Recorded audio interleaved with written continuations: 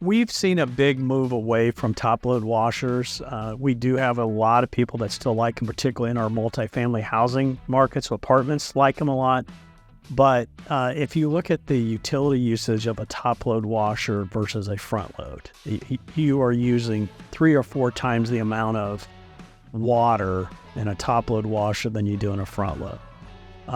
Cleaning is really made of four things, right? It's mechanical action, time, temperature, and chemistry.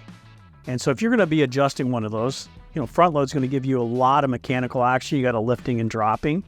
Top loads, you're kind of beating it with an agitator a little bit. So that's kind of your mechanical action. So you're kind of trading one for the other, but doing it with a much more energy efficient.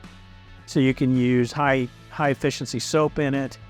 So you just need a little bit of it. You don't need as much soap because you don't have to cut through all that water. So, we're a big believer in front-loading equipment. When you start getting into laundromats, you get into machines that are going into hotels or nursing homes or correctional facilities.